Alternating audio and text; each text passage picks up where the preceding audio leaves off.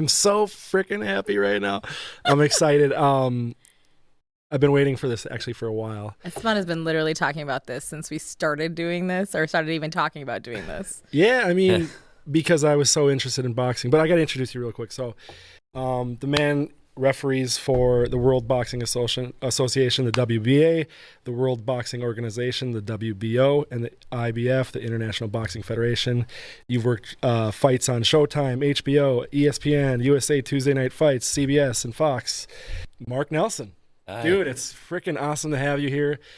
I got to start off right away by saying you've recently... What month was the Usyk fight with Gypsy King? Tyson Fury.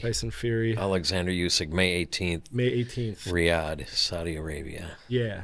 And that was when I hit you up right after that. I was like, hey, let's do a thing. Because it was one of the largest boxing events for those that don't know. It was. I was going to say, I think you have the burden of knowledge here, so you should maybe back up and explain what exactly it was. So call back to Drew Geiser. Yes. So it was literally the biggest fight in probably the last 25 years, roughly, or something like that. Tyson Fury, the lineal champ, undefeated, versus Alexander Usyk, also undefeated. Yeah. And a unification of the belts, right? It was all four major sanctioning bodies. This will be me learning all about boxing. This is good. The whole podcast. I'll be like, you'll be an expert by the end of the night. So, like the WBA, the World Boxing Association, they have a belt, right? Yes. And then the WBO, they have a belt. The IBF has a belt, and then is there like a WBC, the WBC, and the IBO? Those are the four major sanctioning bodies in the world that sanction big world title fights. They all have their respected champions, and then sometimes these guys they eliminate, and then they finally unify, kind of like a Super Bowl where NFC fight. They go against NFL or American League, National League, right? And then they go to the World Series. So, but this was an exciting fight because it was two heavyweights that were undefeated, yes, fighting for all the titles because Tyson Fury had the WBC title, and Usyk had the other three titles because he beat all those sanctioning body title holders. So then they unified it. But the rare thing was they were both undefeated. And the last time there was a unification fight like that was when Evander Holyfield fought Lennox Lewis 25 years ago. And then Lewis had that title for, I think, 5 years, and then he lost it. But it was quite an event. It's hard to keep. It's hard to keep, yeah. Yeah. And boxers don't fight every month. They take 9 months off. So it's kind of why there has to be several organizations. There can't be just one, because if, let's say you're the cruiserweight champion and you have a hard fight that's 12 rounds, well, all the guys in the top 10, when are they going to be able to box you? Well, maybe not for 2 years. So that way they created other organizations so they can all be a champion of one of the big organizations, and then eventually they unify. Is it weird that there's so many organizations in the same space? You think that's weird? No, a space. What do you mean space? Well, like there's the WBO and the WBC and like. Well, World Boxing. What is the point of all of the different ones? Like, why isn't there just one? Well, for that reason, a fighter doesn't. They don't play like hockey players play 3-4 times a week. Sure. Where a boxer, if you're the only champion in like I said, a one weight class, you may not fight for. There'd be too many guys waiting to fight. Well, they're waiting, and then by that time they're going to retire. So, but they branched off like the that makes sense. The IBF when they started, I think 40 years ago. They branched off from the World Boxing Association. That leadership parted ways, and then they formed their own sanctioning body. So that's why there's sometimes they'll say, "Oh, he's the world champion for the World Boxing Organization in featherweight division." Then the IBF featherweight champion, they might unify those two titles, so then he'll hold two belts.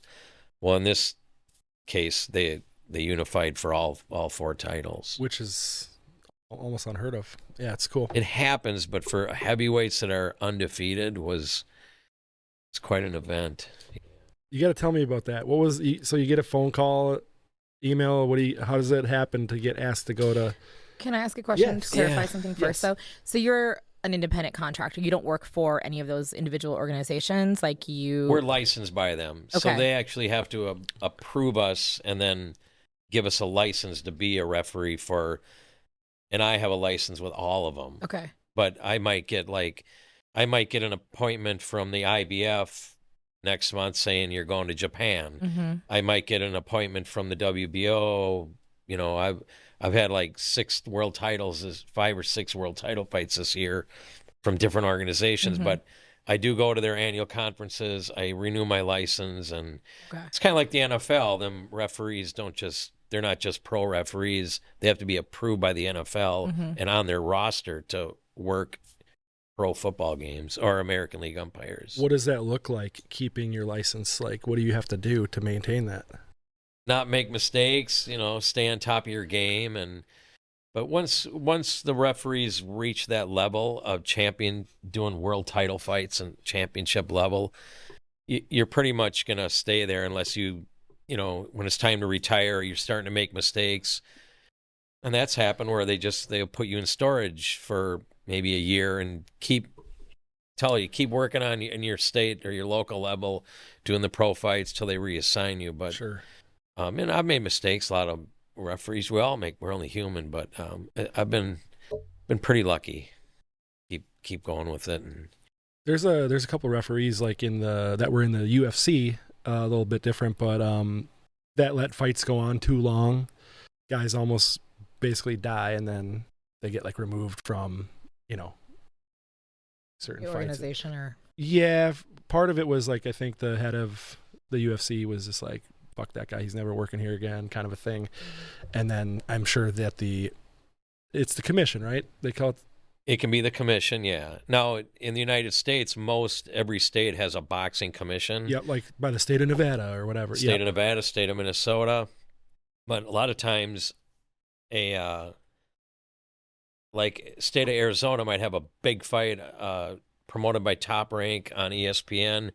The commission might reach out to me and say, we're appointing you to this main event, because they have authority over the commissions, because that's the federal Muhammad Ali Act, the federal law, and the states have the say in it. Sure. But if they don't have championship officials in their state, then usually they will reach out to the organization and say, can you send a list of recommended officials, because you're going to have this big world title in our state and we don't have the quality of officials. And then they'll work with the organization. But states that have a lot of boxing, a lot of times the commission will just appoint the officials and kind of work with the organizations. So but the fighters get zero say in who officiates. Zero say. Yep. The only thing that they could do is they could have not a protest, but they could deny, or like say I got assigned to a fight in, I don't know, whatever state, and then they sent my name to not the fighters. Usually the fighters don't even know who the officials are, but they'll send my name to the promoter, managers, and trainers, say this is the referee.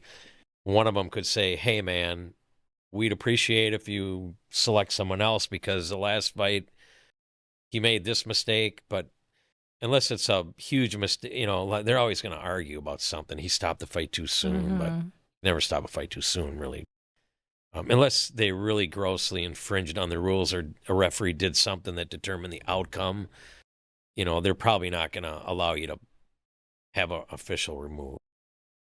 What is the learning to get in? Like, so if I wanted to start refereeing eventually, like what would somebody have to do to get into it? Well, it's a process, just like, and when I do training, I don't do a lot of training anymore. I do some, but in my seminars, I would tell the guys or the girls refereeing, whoever, that it's a process. You start at the bottom, just like a friend of mine, Tim Cheetah, American League baseball umpire. He started at the bottom down in St. Paul doing Little League. Yep. That's where I started. I started to volunteer my time in '89, just refereeing the Golden Gloves. My dad was a referee, and he was a fighter in the '50s, so it's kind of in the family. I followed in his footsteps. Yep. But when I started, I'd be carrying his bag to all the Golden Glove fights and pro fights he was refereeing, and I thought, I might want to try this, and he didn't encourage me to do it, but our regional Golden Glove director said, "Hey, Mark, you're always at the boxing. Why don't you? We need young support. Would you want to try refereeing?" And they're little kids, 10 years old, but that's where I started, doing the little kids, the amateurs, and then after a few years, the state of Minnesota granted me a professional license. So I started doing the local pro fights, and then I started to get some national exposure then it just went from there. What was the first giant event that you worked? Giant? Well, I don't know. I've done a lot of big fights, but to me, the biggest fight What was for the me, first one that was like, oh shit? the first overseas appointment I had, because I'd been working at a local level, and I've been going to the International Boxing Federation. I was going to their conferences every year with my dad, who was an IBF referee, hoping someday I could get to that level. Well, I got a phone call out of the blue from the president one day, and he said, hey, Mark, we have an assignment for you. Are you ready to go? And I don't know where I'm going, and I said, yeah. And he said, we have an IBF fight for you in Bari, Italy. It's like, God, as much as I want to accept the assignment, I don't even have a passport. Oh, no.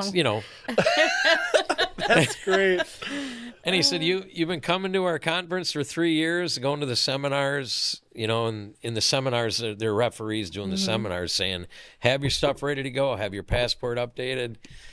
But You're like, I didn't want to jump the gun. No, but I was able to obtain one within 10 days. Wow. And then I was off to Italy. And it wasn't a world title, but they gave me a chance to do an IBF regional fight. And, I'm going out of the country, and it was pretty cool. So that first assignment you get out of the country for a title fight that's probably, for me, my, That was the moment where you're it like, was the moment. But then when I started to get bigger fights in the United States, you kind of pinch yourself, because you're like, really? And yeah, but the Manny Pacquiao and Jeff Horn fight that I refereed in 2017 in Brisbane, Australia, that was probably the first really big fight that I did with audience-wise. Yeah, that was like, what, 40K or something? There was 56,000 people there at the Suncorp Stadium in Brisbane. And it was the first major fight that ESPN was broadcasting on regular ESPN. Yeah. Everything else had been on Showtime or pay-per-view. And then that's when ESPN Plus started. I mean, it was right before that, but it was probably one of the biggest regular. You could just turn on ESPN in a bar and watch it. Yeah. I can't remember. I know Pacquiao lost that fight by decision. Yeah. And it was like a controversial thing slightly. I don't even know where I was going with that, but I just remember it was an upset. It was an upset, but and Jeff Horn won the fight. I think what happens is, like, if you watch that whole fight with one commentator on the U.S., whatever he's saying on TV, the people are just absorbing it and believing it. But if you watch that whole fight with a different commentator from Australia or somewhere else, they had it a close fight. So then, it's kind of how they're delivering the material on TV. And a lot of the commentators, I respect all of them, but they're not judging a fight round by round and writing their score down. They're talking and, they're entertaining. So, they're making it exciting as well. Mm-hmm. You need commentators, but color commentary. Yeah, that was a pretty big fight. What was that moment like? Sorry, I'm taking all the questions. Oh, you're good. When you're walking in the ring, they call it the third man in the ring, right? Third man in the ring. Or woman, yeah. Man or woman. We're in 2024 now. We got to say that's that. Right. But third man, mankind. So third man in the ring. Yeah, but when you're walking in the ring and there's 56,000 people or whatever, like, dude, what was that feeling like? It's different. It's it's different. I love it. Did you get like the chills ever? A little bit, but I mean, I'm more nervous right now doing this. There's at least 56,000 people watching this, no, but right? I get a little interviews and stuff. I'm more comfortable in a boxing ring with 60,000 people on national TV. That's where I'm comfortable. Because once you get in there and then they're announcing the fighters and the crowd's going, but once that bell rings, I feel like I'm moving around in there. I feel like I'm with two guys in here, just a studio, and you hear the crowd noise and everything, and you hear some of the comments, people if they're not happy, but that's my comfort zone. That's where I like to be. I imagine that in that scenario, like the rules are somewhat clear to you, right? Like in this is a little bit of a wild card, right? Like we could talk about anything or make it super weird. I mean, Esteban still will at some point, but let me have another beer real quick. Yeah, exactly. I'm falling behind. But in that scenario, like you've trained for this, you've done this. It's like muscle memory, right? Yeah. Yeah. So there's more of that in play. And referees have to know the rules. They have to know how to handle every situation, and geographically, you have to know where you are. Because if I go to another state, I mean, we have what's called the Unified Rules of Boxing for title fights under the ABC, which is the Association of Boxing Commissions. It's a great organization. Most states are on board with them, and they've developed rules and regulations and how referees and judges should be working these fights. But if I go to another state, I got to make sure that there's nothing that differs in the unified rules. Then they might have something in their state law that says, like for an example, in the unified rules, nobody can stop the fight except a referee. But if I go to New York, the corner can stop it. The corner can get on the ring apron and anywhere, but the authority to stop it. But if, like in some states like New York, the doctor can actually get up on the ring and stop the fight. And that's something you have to be aware of. So wherever I go, I have to find out if their rules, or I'll ask at a rules meeting the night before, do your rules, are they any different than the unified rules? And then they'll tell me, because there might be 2 or 3 that are a little different, then I just have to know. So, everything's cool. Yeah. Alex, I feel like was gonna. Yeah. Oh, that was literally the question. The line of questioning I had was preparation before each fight, because I know that when it comes to football, people. So in football, each team has like film study and everything. So they'll study the film of each team, but the refs, they don't know that the refs also kind of do a study type of deal where they need to study what kind of penalties they tend to go off of and everything, because the teams also study the refs as well. But like, do you have to do that for each fighter? Do you like do studies on them and see like they tend to do this penalty more, or not penalty, but this? Like they hold a lot or something. I'll make myself very aware of who I'm refereeing if I don't already know them. And if it's someone like, say I'm going to Thailand, I don't even know who the fighters are. I'll watch tapes of them, and I'll see if they have a habit of holding or if there's anything. I'm not gonna tell them that in the dressing room, really. I'm not gonna plant that seed like, hey, I've seen you hold, because then you're just starting to. But I always make myself very aware of the fighters. I make myself aware of what their records are, how they won or lost their last few fights. Was he hurt bad? Exactly. Yeah. Yes, I'm always 100% prepared for every fight that I'm going to referee. Like this dude's been knocked out the last 5 fights. Like, right. Yeah. When I did the Tyson Fury fight, I called 2 of the referees that handled him last, Mark Lyson from England and Russell Mora from Nevada, and just said, hey, I'm working the Fury Usyk fight, and they said we they read that, and you got any pointers, and I was a little nervous going in there because Fury's 6'9". Jesus. And Usyk is, I think, 6'6" or something. 4, but I think, something like that. But I just had to prepare for that, and then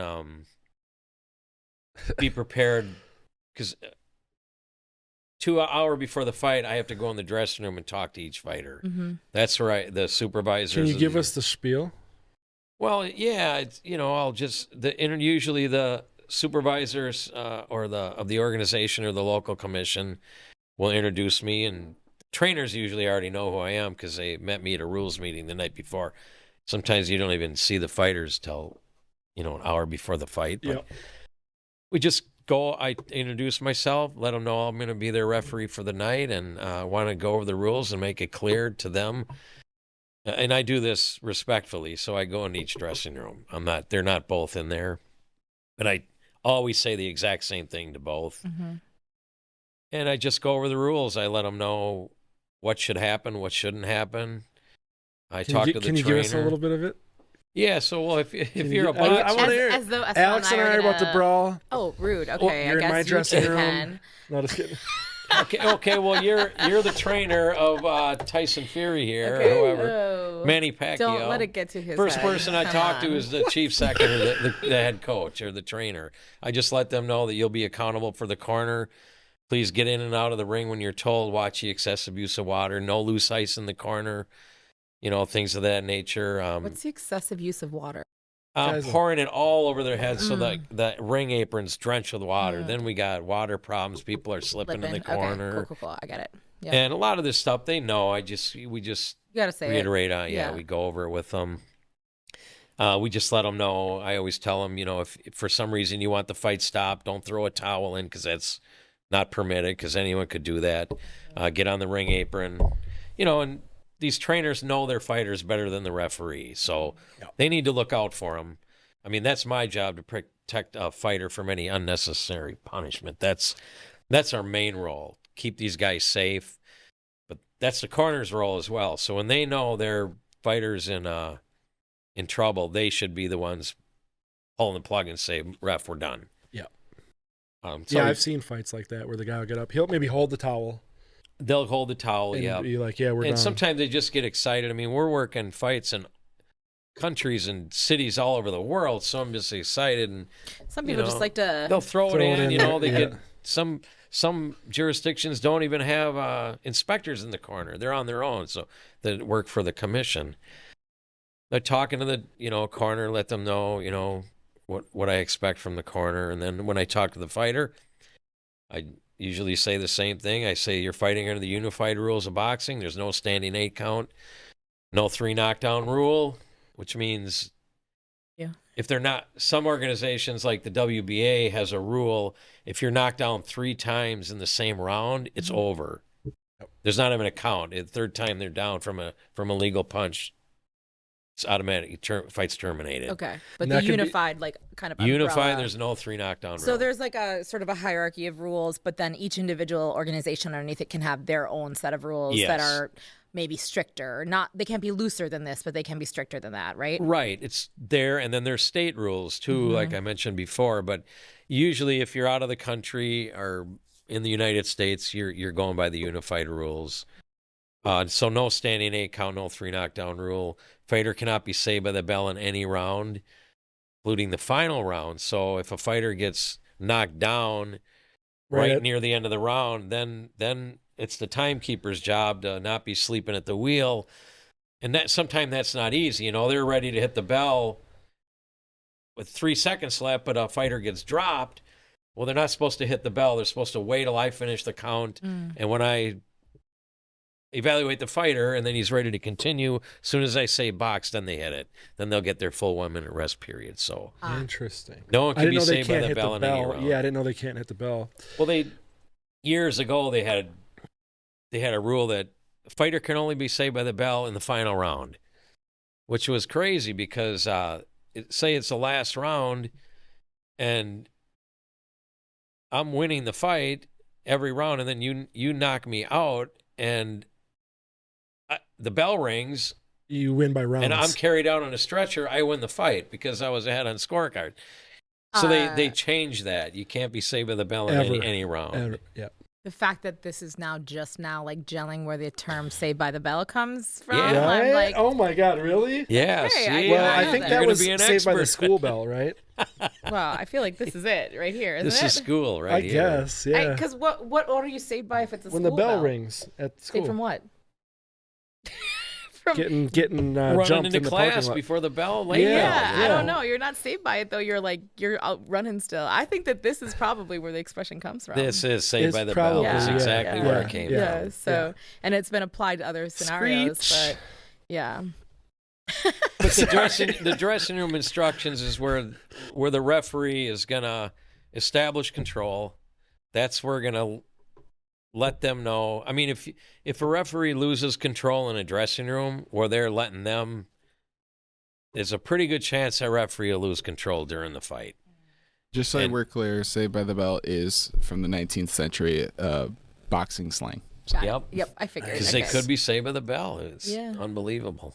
Yeah. Okay, so when you say lose control, in that like they're not paying attention to him or they're arguing, or when you're saying they're losing they control, start interrupting me, or let's say the fighter starts going, "Hey man, the guy I'm fighting tonight, he right there, if you let them start telling you what's going on, and usually that's where I will stop and go, listen, when I talk, nobody else talks. Is it understood right now? Okay, I won't talk now. And you got to get the respect. And all boxers in the world, most of them are the most gentle people you'll ever meet. Their handshakes are very gentle. They're just gentle people. They'll respect you. I've never had a fighter disrespect me in the dressing room. They're always very cordial. And when I keep bringing up the Tyson Fury fight just because it's the most recent fight I did, Tyson Fury was very calm. He just sat there, very, very polite. And, I had let him know the same rules I told his opponent. If you get knocked down, there's a mandatory 8 count. You have to pick yourself up and show me you want to continue. And I tell them in the dressing room, you want to go over everything right there so they can't say you didn't tell them earlier, Can we talk about that for a second too? Because what was it, the third or fourth round during the Tyson Fury fight? Was it he almost got knocked out. 9th round. Oh, it was the 9th round. Okay. Yeah. I've watched a lot of fights since then, and it's all mixed up. But yeah, the 9th round, he gets knocked into the corner. He doesn't actually go down. Yeah, the bottom 2 ropes prevented him from hitting the canvas. Yeah, he was kind of saved by the ropes.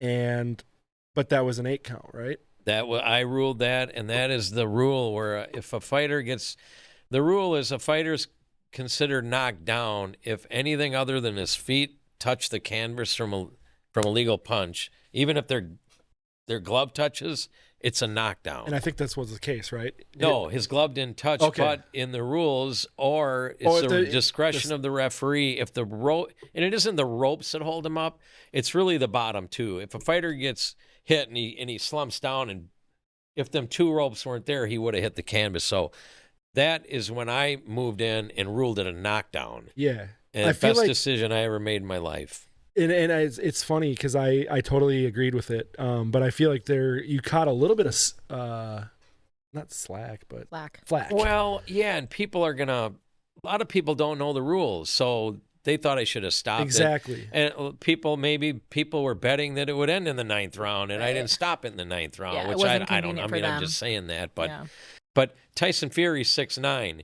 Normally his head is 2.5 feet above the ropes. Well, when I ruled that a knockdown, his head was level with the top rope, so he was down. Yeah, and that's what I did. I ruled it a knockdown, mandatory 8 count. I assessed him. He was a little bit hurt.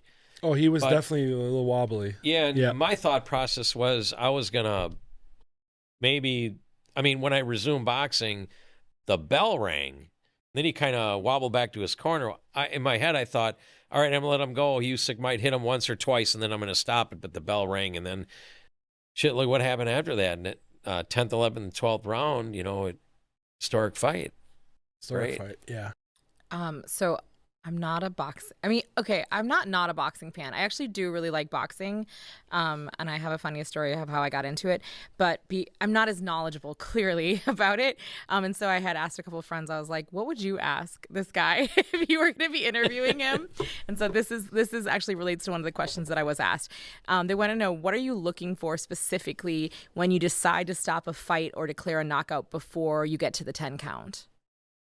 It's just the totality of the fight, how the fight's going. If you're watching if you're in there refereeing and a fighter's getting beat and he obviously loses a round, especially if it's a 12-round fight. Let's say they're just taking too much punishment. We look for fatigue, loss of muscle tone. They're taking way too many punches. Being they're able not to protect yourself. Yeah, they're not protecting themselves. They're they're completely out of the fight. They're throwing punches back, but nothing's effective. Right. Or they're just if flailing. their gait, their legs. But let's say he loses round 8, and then he comes out, and then he loses round 9 a little bit more than he lost 8, and then in the round 10, he loses that round a little bit more from punches. Then it's time, like when I did the Pacquiao Horn fight, I went over to Jeff Horn in the 10th round in between rounds, and I told him, listen, you either show me something in this next round or I'm stopping the fight. Because I was worried about him. Well, then he got up, and I think he won 10, 11, and 12 on 3 of the scorecards. And people were complaining on that scenario, too, saying I helped him. But that's something the referees do. We do tell them in the corner, hey, like you're getting either you show me something or I'm pulling the plug. Could we want to sell our call? Right. Well, I told you so, like that. I think that this is really interesting. I don't know why I never imagined it this way, but I guess in my mind, the referee was never there to protect the fighters. That wasn't like what I conceived of your role necessarily. Yeah, that's our main role. And I don't think that that's, and maybe this is just me being a little ignorant about it, but I don't think that that's necessarily how everyone thinks of it. Like when you're talking about like, we're making sure that they can get up on their, like that they're going to be safe and they're going to be okay. That gives me a very different perspective watching what you would do. Yeah, well, we're basically in there for the welfare and the safety of the fighters and their families. And I tell them, I don't care who wins, in the dressing room. I don't care who wins tonight. What I care about is you. I'm there just to protect you and your family. Right, which is just it's a different perspective of looking at your calls than it is like, oh, you're just evaluating like the mechanics of the situation or, Well, but that's our primary role is safety of the fighter. But then we have to enforce the rules, ensure fair play, and maintain control of the fight. And if a fight starts getting out of hand early in the fight and you're not controlling it, calling time and chewing the guy out, you'll lose. I've seen referees just not take control right away, and they let it get away from them. Then they're fighting dirty the whole time. But it's not an easy job. It's no. Refereeing professional boxing is probably the hardest of all sports officiating. And I don't know that because I've never officiated anything else but boxing. But a friend of mine, his name was Elmo Adolph. He was a referee in Louisiana. He was a professional boxing referee. In fact, he's the only referee to ever referee an Olympic gold medal championship in the Olympics and then turn professional and do a world championship boxing, match. But he told me one day, he said, Mark, I umpire baseball, college, and I referee college football, and I'm a professional referee in boxing. And he said, this is the hardest of all sports. I do all of them. I would assume that like JV T-ball might be harder with the parents that are insane. Parents, yeah, I can't imagine. But even when I I still help with the Golden Gloves when they need help. I'm still help with the chief referee Upper Midwest Golden Gloves. I'm not as involved as I used to be, but I'll go and do the 9-10-year-olds when they ask me to. It's all volunteer for amateur boxing. No one gets paid. Right. The coaches don't, the boxers, the officials, we all do it for the youth, and I'd rather stop a fight with a kid than having his mother screaming at me. I'm not going to let anyone get hurt. I won't do it. I've been in the locker room, actually on the Northside boxing event. And so I got to hear a little bit when I was like, let me hear that spiel again. But one of the things you said was, I don't know exactly how you said it, but it was basically, I don't care who wins. Yeah.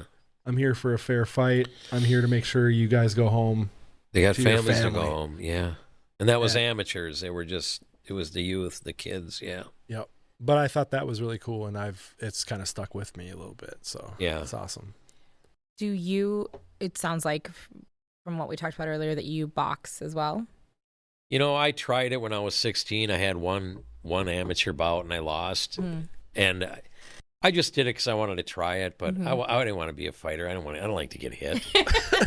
My dad did the boxing. Yeah, so we got to talk about your dad a little bit. Yeah, I want to hear You're how both you in the got Hall started. of Fame boxing referees, right? Minnesota Boxing Minnesota Hall of Fame, for boxing referees. In the non-participant category. So, but Dad was, he's 88. He's still on our Minnesota Combative Sports.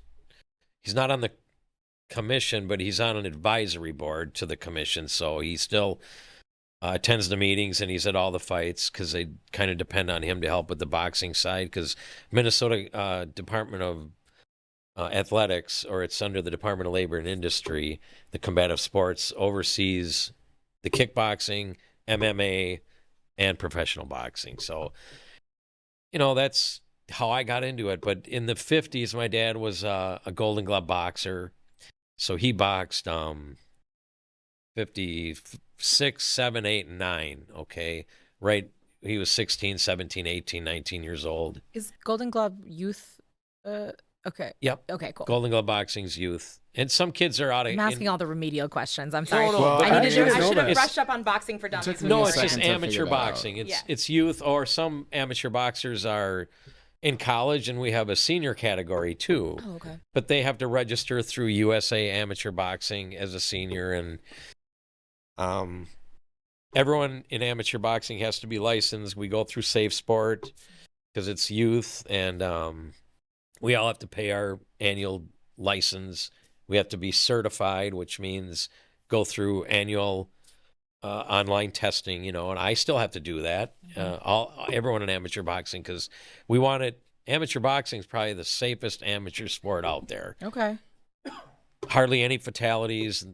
Because if a boxer's outboxed, we just stop the fight. Yeah. And it's over. They go home and they go have an ice cream cone together. So or they do. There's less injuries. I mean, don't get me wrong. And they wear headgear. They wear headgear, but sometimes the headgear just prevents cauliflower ears or prevents cuts. It really doesn't diminish the impact of the blow too much. But in my opinion, the rotary blow. But amateur boxing is we keep it safe.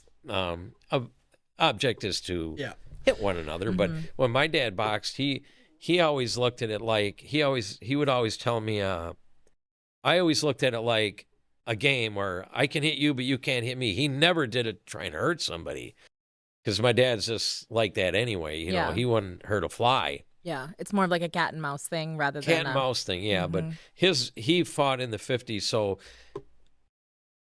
back then there wasn't the Minnesota Twins, hockey, the Vikings. Yeah. It was boxing. Right. He has newspaper clippings at home where he fought for the Upper Midwest Golden Glove title at the old auditorium. It was 10,000 people sold out. Damn. There were scalping tickets.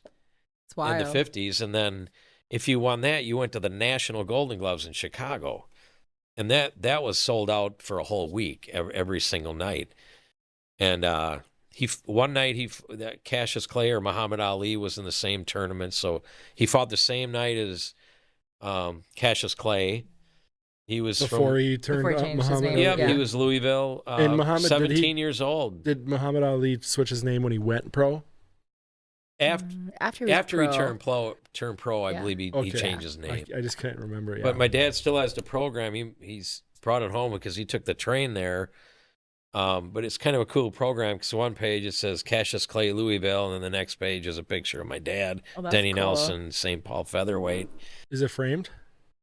I did scan and reproduce it, and it's a really rare book. I just found one on eBay for like $1,500, just because you can't find anything that says Cassius Clay anymore. Right. Yes. And for him to be in that program, but my dad saved all that stuff. Yeah. Well, Mark is a professional framer of photography, sports memorabilia. I have a big studio in my house where I do custom framing. Cool. I forgot to mention it earlier when I introduced them, thanks. because I was so excited about it. Well, I was at Deluxe Corporation, Deluxe Check for 35 years. And when COVID hit, they made the decision to close. I was a printer operator there in the graphic arts.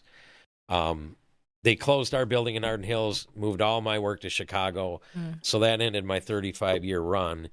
So now I'm just self-employed, but primarily refereeing, and then keeping busy with You say you're retired. Framing. You say, I'm retired, but I got to buy health care, so I'm self-employed, right? Yeah.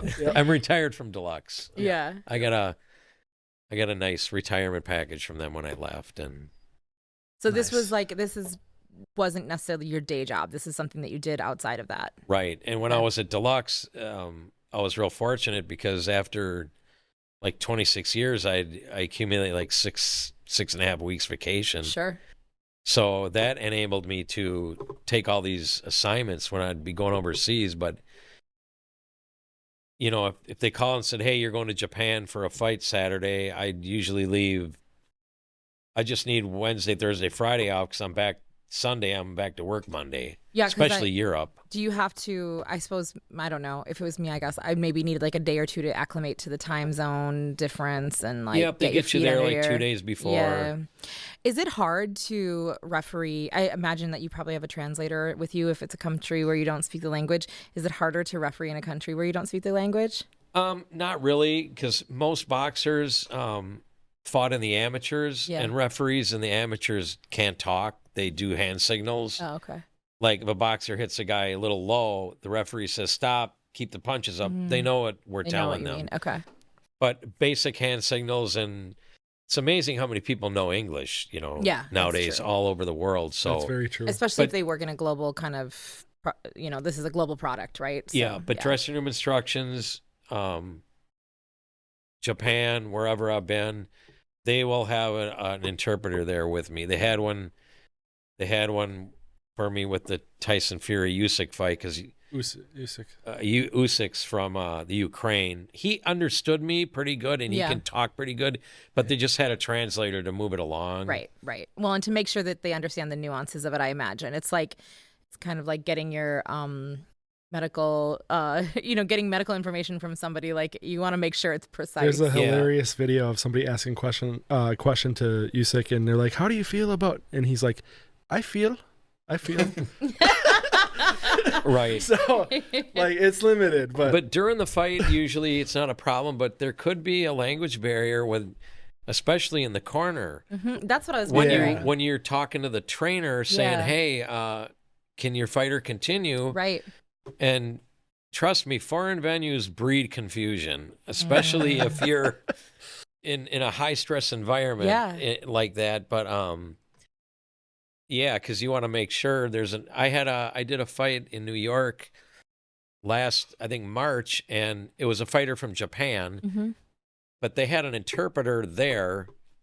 You're only allowed so many people in the corner. They can have one trainer in, 2 outside, and 1 down on the floor. Well, the 1 on the floor, I think he removed himself so that 1 could be the interpreter. Okay. And he was very helpful because the fighter's eye closed, so I had to have the interpreter come up and say, I said to the trainer, have the doctor. I mean, it worked. And we wanted a Japanese, he was from Japan. They brought him with. Mm-hmm.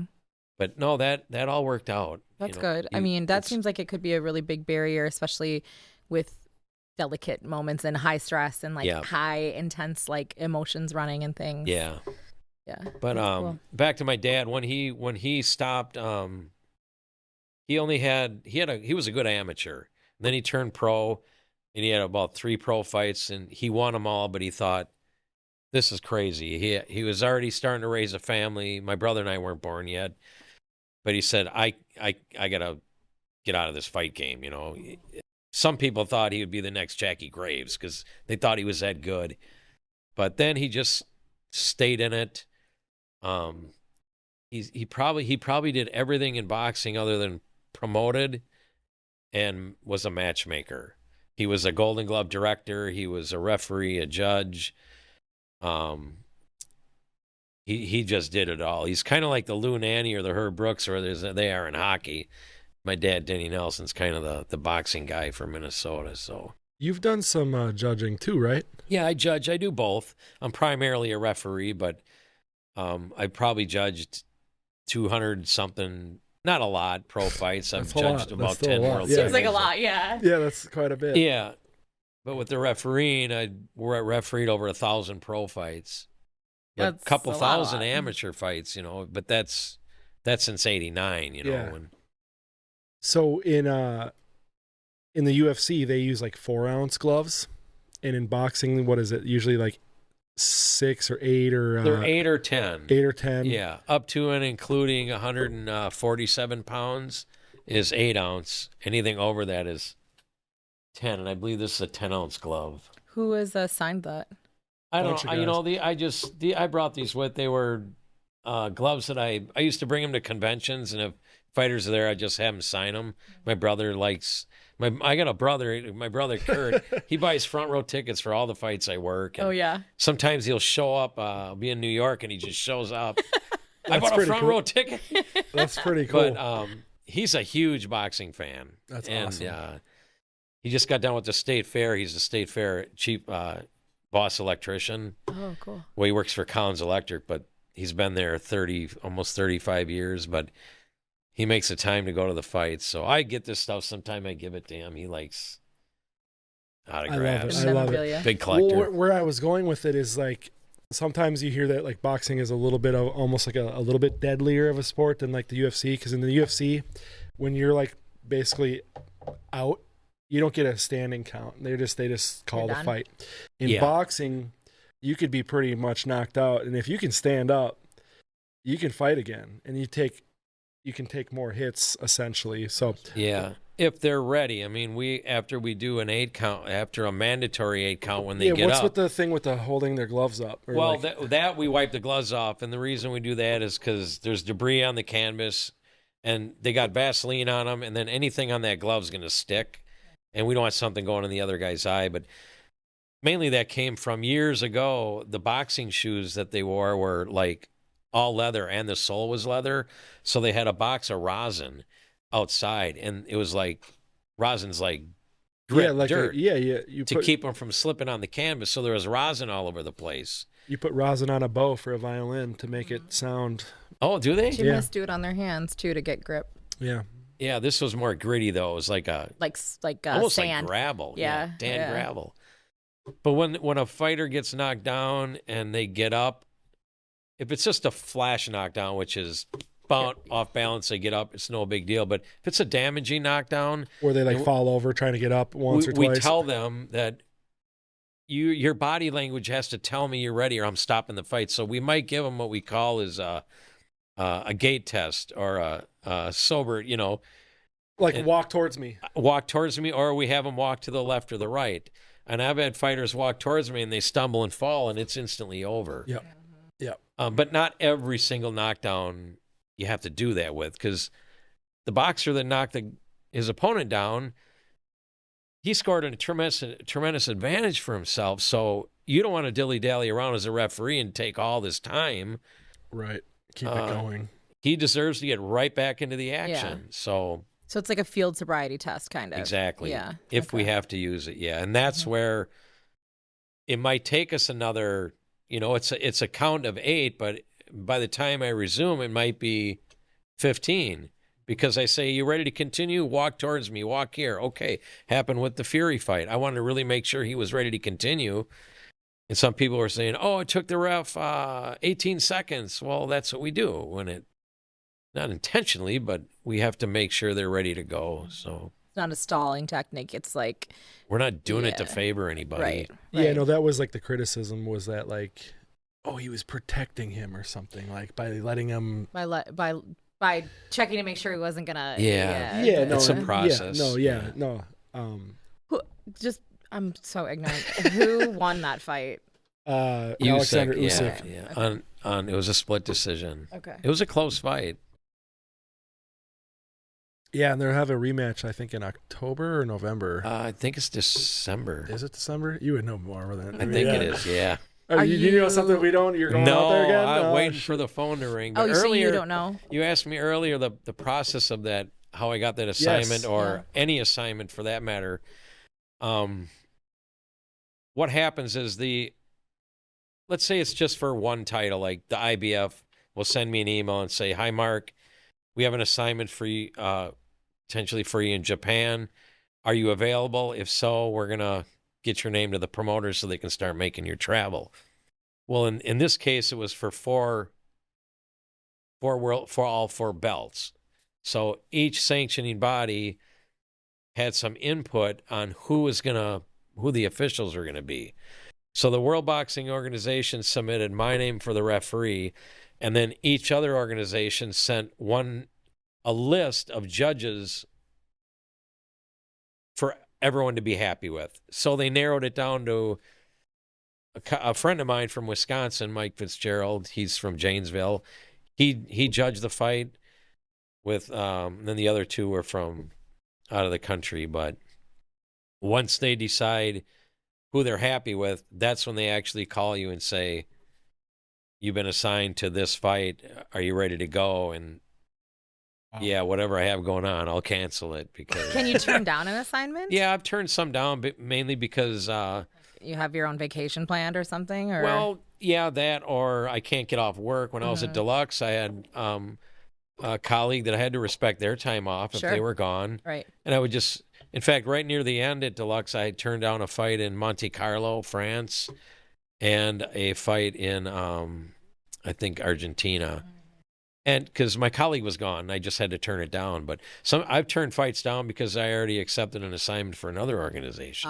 Okay. So that's not that. I mean, that makes sense. In this scenario, they would all be coordinating, but normally they wouldn't. They all coordinated it, yeah. Because in a fight like that, both camps, managers and trainers and the promoters and the local commission had to be happy with all the choices, with who they ultimately wanted to appoint. And it's a good feeling, you know, and officiating a fight at any level is a privilege. It's not a right. And to know that you're assigned to a fight of any world title fight, it's a good feeling to know that the country or whoever has enough confidence in you that they want you there. Mm-hmm. So once you actually get your airline tickets, then it sinks in that, wow, I'm actually going to Riyadh, doing another world title. Yeah. Where was that one again? Riyadh, Saudi Arabia. Yeah. How was that? What? Go ahead. It was hot. Yeah. It was warm. Hot and sandy. Hot and sandy. Is there any issue with, like, so I know that sometimes when it comes to, like, I don't know what specific union, but there's some, like, unions or call sheets out there in which if you say no, you get, like, put to the bottom of the list and you have to, like, wait for your turn again. No, I think they respect that. If I just can't make it, like I can't, my brother's getting married. Okay, we'll keep you in mind for, you know, they usually make it up. An extensive list. If you're in rotation for, you know, sometimes I went a whole year and I never heard from, just because a lot of times the fights are in a jurisdiction where they don't have any control. Like if it's in the UK or let's say it's in Nevada, you know, a lot of times Nevada's going to want who they want. Even though the organization sends a list of who they recommend, a lot of states just say, we're going we're going to go with our local guys who they got great officials. And so like I said, it's a real privilege when you get assignments, especially go overseas. Production. Go ahead. You have something? Otherwise, I want to ask about production, like the production of the Tyson Fury fight, like the building. Just tell us a little bit. That building that for Riyadh season, I thought I read that they built that arena in 3 months. It was. I keep hearing stuff about that too. You can read about it, and yeah, I mean, for the most part, when they got me there, I was staying right at the Hilton in Riyadh, where I think 95% of everyone was at. I don't think the fighters were there, but you know, an event like that, they had 10 undercard fights, so they had 20 fighters in town, all their trainers, all their managers, production. You would love that, just seeing all the crew. Yeah. And in the hotel, people are constantly being followed with cameras, interviews from all over the world. We got to follow you. No, we're coming with you. No one we're coming with you to Riyadh. No one ever paid to see a referee. I don't know. Other than my mother and my brother. I do think this is really interesting, especially when you think of like the human interest side of it and just like you watching out for these people. And like, so I got into boxing. It's so stupid. I was very into it for a little while. I don't follow it very like closely or anything or know people, but when they had that TV show, The Contender, yeah, I was obsessed with it because it was really like you got to know the people, and like hear their stories and see their family and all of that. It was amazing. Well, Anthony Bonsanti, the Bullet from Minnesota, was on it. Yeah, I remember that. Yeah. And I refereed most all his pro fights in Minnesota. He's in the Minnesota Boxing Hall of Fame. And great guy. And he almost made it. Yeah.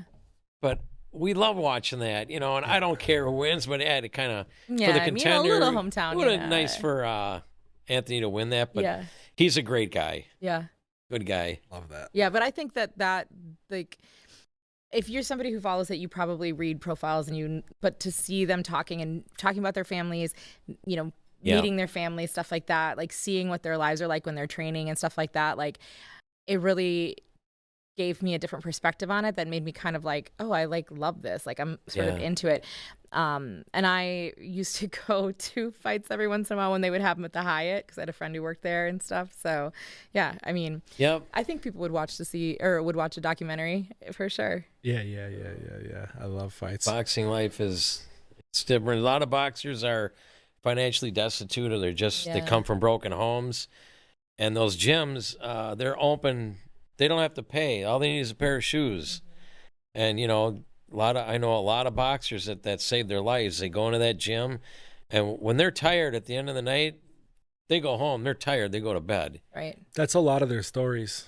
It is. And some of them have trouble. good, they like Scott Ledoux, he was a heavyweight from, everyone knows Scott Ledoux from Minnesota, but he had a degree from Duluth State. So he was a realtor, and he had a very successful life after boxing.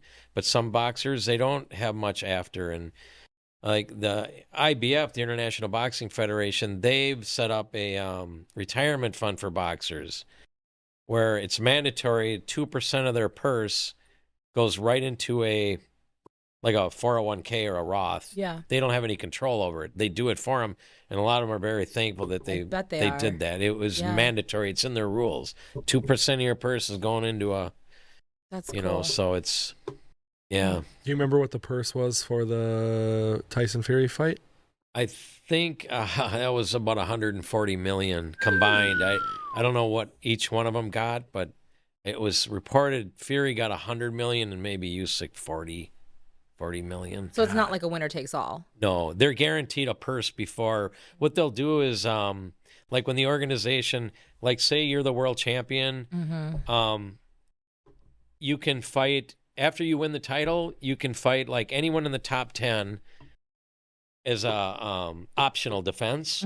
But then I'd have to, some organizations have different rules, but maybe after a year, they're going to tell you it's time for you to fight the mandatory number one. So what they do is your manager or promoter and the other manager and promoter will get together to have a purse bid.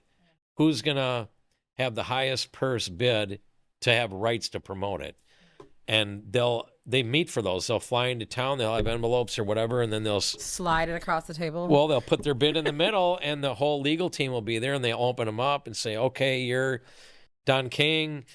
You're guaranteeing 1.8 million total purse, and the other guy might outbid him by 100,000. So he has the right to do it. But then that's where their total purse is guaranteed, whether the fight goes 1 round or 12.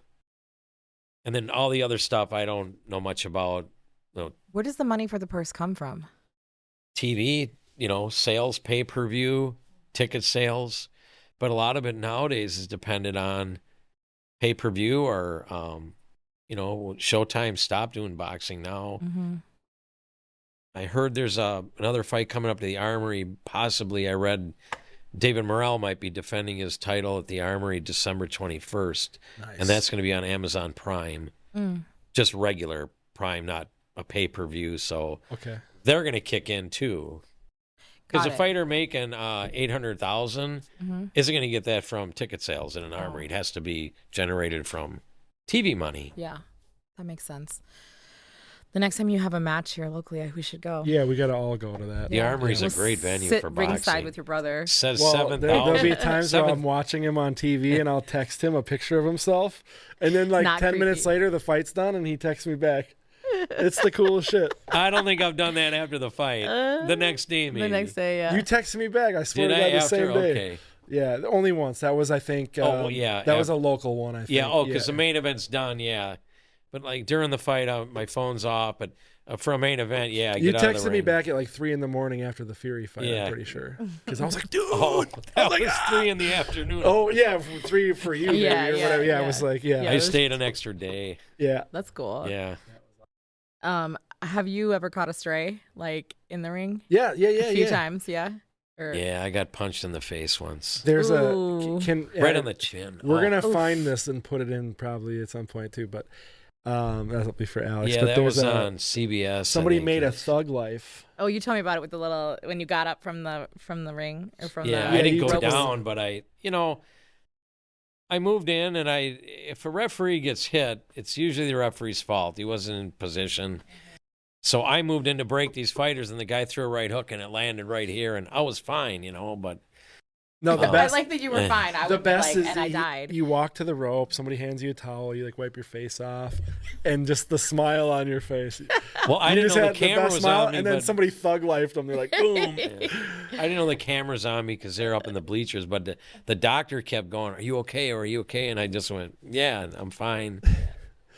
But when I got out of the ring that night after that fight, this reporter runs over to me and says, "Hey man, do you got anything to say about that?" And I said, "Yeah, actually, I got 2 things to tell you. Number one, if a referee gets punched in the face, it's usually the referee's fault. He wasn't in position." And then I said to him, "And number 2, if I knew I could take a shot like that, I would have fought professionally." He's like, "Oh, that's great." The head of Centeno got a little low, so let's keep push the head down a lot of. Oh, getting there. We've seen that before, but. Whoa, what a chin, by the way. Is that Mark Nelson in there taking those punches? Look at him. He's going to wipe the perspiration off his face. It is Mark Nelson out of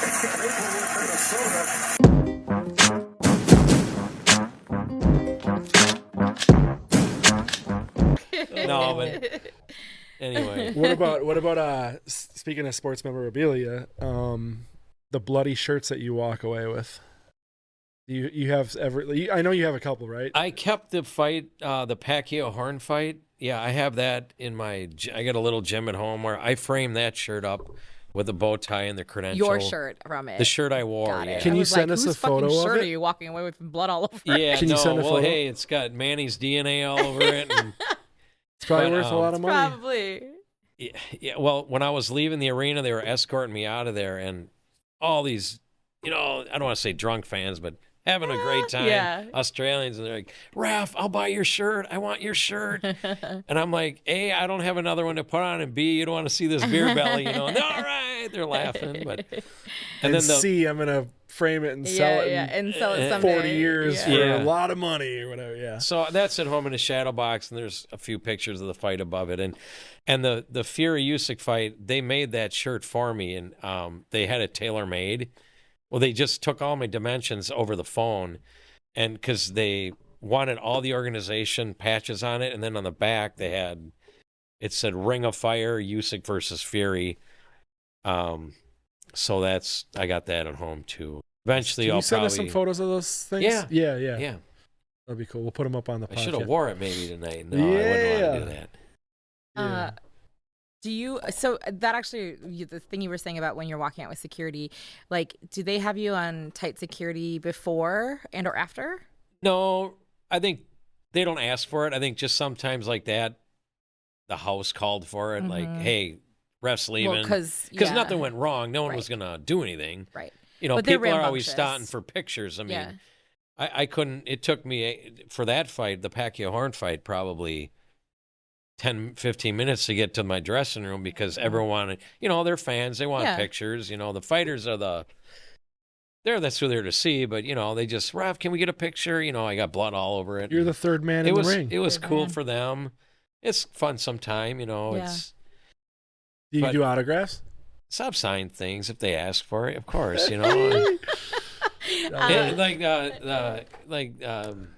people always say it's nice to be important, but more important to be nice. I have a question. Going back to you getting punched in the face, if a ref got knocked out, is there a backup ref? Yeah, that's a good question. Yeah, there's always 2 or 3 referees standby, and these days now we're going to replay, so a lot of the standby refs are at the monitor before, rotating. But if a referee ever did get knocked out, the rule is that the timekeeper hits the bell just so everyone stops whatever it is they're doing. And then the alternate referee would actually get in there. My dad was, I think he was in Italy or Sicily refereeing. Well, he was there to do a fight. And he was usually we're primarily to do just the main fight, the main event. But he was sitting there waiting, and the undercard referee in the middle of the round, he just collapsed. The ref, they don't know if he had a heart attack.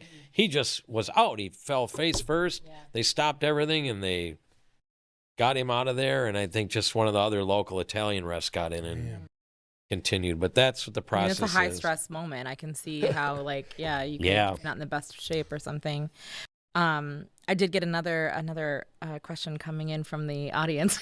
Nice. Wait. Before we get to that question, I just had a follow-up question. Have you ever been a backup ref, and have you been a backup ref that got flown to another country just to watch on the monitor? Just to watch on the monitor? No, but I did get called one time to they flew me in just to be available in case the primary referee, anything happened. And at the Usyk Fury fight, a referee was brought in case something happened to me from Panama, a Panamanian referee who was probably it was between him and I maybe who was going to do the fight. Mm-hmm. So out of respect, they just said, we're going to fly you in. You're going to be geared up, ready to go in case something happens to Mark. Mm-hmm. Hector Fu was the referee that was there just standing by, and he didn't work any of the undercard fights, but they probably paid him handsomely just to be there because, what if something did happen? Want to be prepared. Yeah, especially on that kind of stage, you definitely need to be ready. Or if a flight gets canceled or something, anything weird. But I guess you're going days in advance, so but also you could just get food poisoning. Who knows? You never know. Yeah. Get kidnapped if somebody wants to stop the fight. You go over everything, and the day before the fight, there's always a rules meeting and a press conference, and that's where the referees there with the supervisors and the organizations and the commission, and they have a rules meeting there. But the fighters are never at that, so that's where a lot of that's discussed: is who's going to be the backup referee if something happens. But the rules meeting is another ordeal, and that's where they go over the rules, and then everyone signs that they understand the rules, and that's where they direct questions to me. How am I going to handle situations? And then after that, that's where they select the gloves.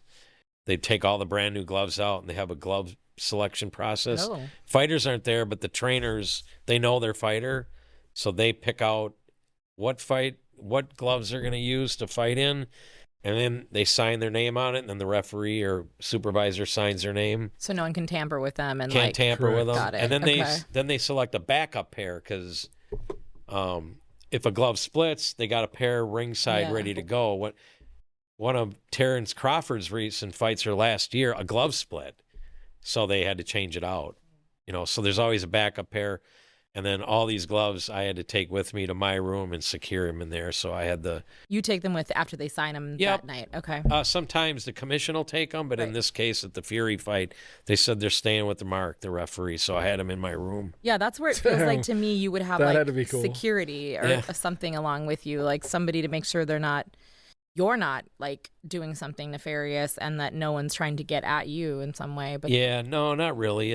I've never experienced nothing shady or anything. Everyone's under a microscope these days. Right, so especially on that big of a platform, I imagine. In Japan, they have a different process. Once they select the gloves, they put them back in the box, and then they tape the box, and then the commission signs the box, and then the trainer signs the box, and the commission takes them.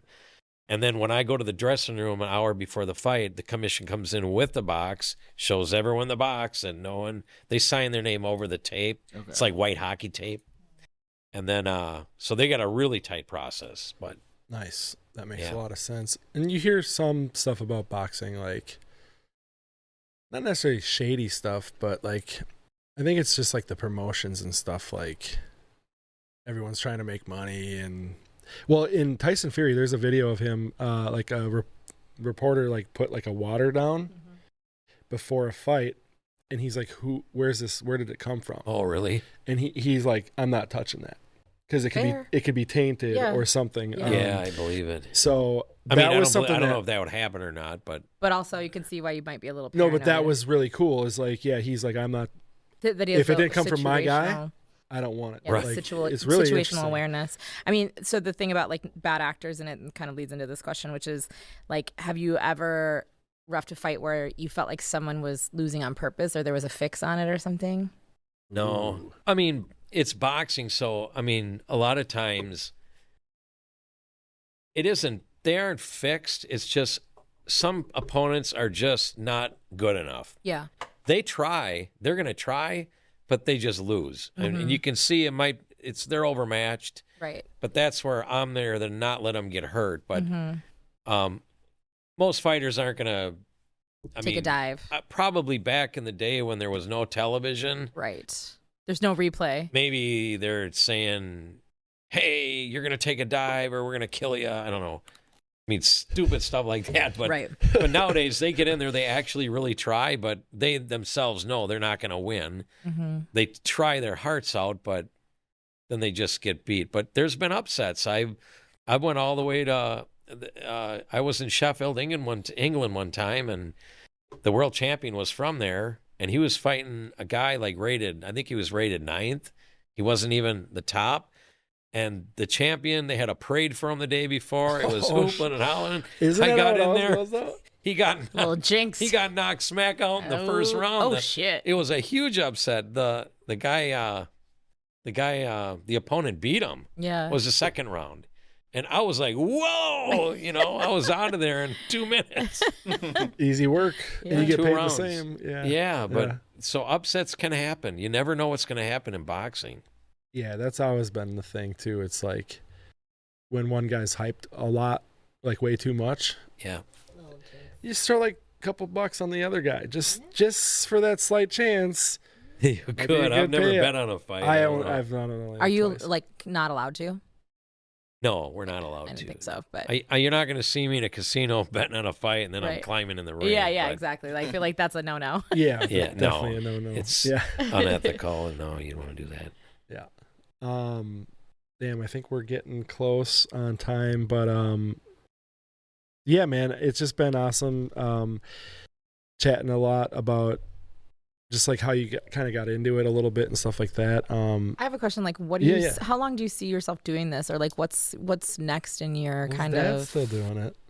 No, Your dad's still doing it? not refereeing, he's 88, but he's still part of the commission. He's just on the commission board. I was like, I'm sorry, what? No, the commission he board. retired Yeah. from refereeing. I think he was 72. Still, wow. Yeah, but if the UK, England's got a rule: once you're 65, you're done.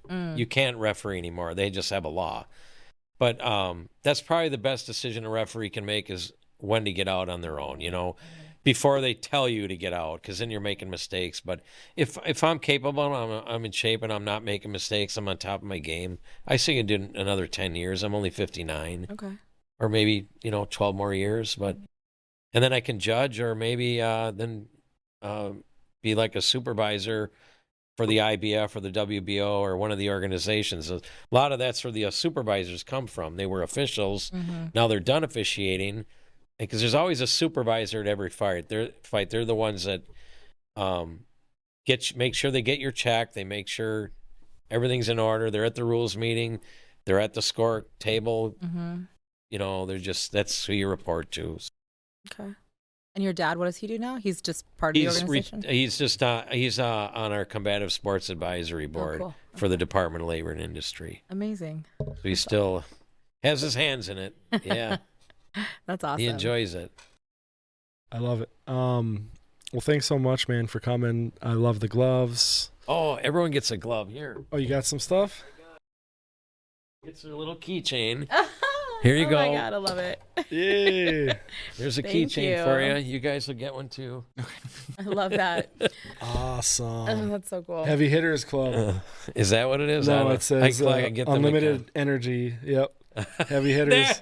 Well, that one matches your Yeah, that's me, there you man. go. That's me. I That's love it. it. Thank you. I feel like also just as a shout out, like I know there's a lot of really good local organizations here. So like Northside Boxing Club. Got to shout out Northside Boxing. Do you know other ones locally here? I know some, but I can't think of the name. Well, the Element. Rice Street Rocker, the ex-fighter Mike Evian has Rice Street Gym, old school boxing. Cericio Fort has Sir Boxing on Arcade. Uppercut Gym, that one closed, but yeah, there's a lot of gyms throughout Minnesota, and there's amateur boxing almost every single weekend. Element, I think, is another one. Yeah, Element. St. Paul. My buddy Harrison. Shout out Harrison. They're over now in the They're at the YMCA, I believe. YMCA. Element closed. I mean, they left that location, but Gotcha. Yeah, they're by good. the stadium, the soccer stadium over there somewhere. the thing is with them coaches, they're there every day. They open the door and they lock it when they leave. Them kids can come and go when they want, but it's them coaches that are the backbone to especially the youth, the amateur boxing. They don't get enough credit. Yeah, I They love do what, it. They leave their family. They go there at the gym and they open the gym after work, their day jobs, and work hard. Yeah. They keep a lot of people off the street. Northside especially, I think it's great to just talk about what they did too. So they're an after-school program for kids.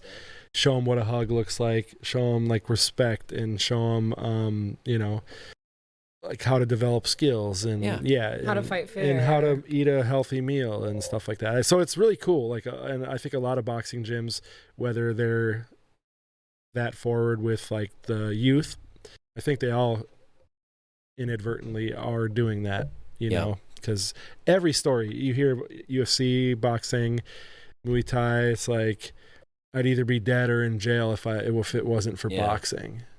And not fighting. everyone likes boxing and combative sports, but the object isn't to ban it; it's just to make it safer, and that's what we're always doing. We're always looking out for the safety of everyone, and like I said, it's amateur boxing is a safe sport. I mean, it is a contact sport, but we do the best we can to make it safe. It's a great sport. I think what's so cool about it too is like we all grow up playing team sports, and I think that's really cool, but the individual aspect of it, like, you have a team and you have somebody in your corner, but they can't go out there and throw a punch for you. They can't do anything for you when you're in that ring, Right. except maybe like throw the jab, They can help you have instruct, to do it but yourself. Like, there's no one else there to fucking save you.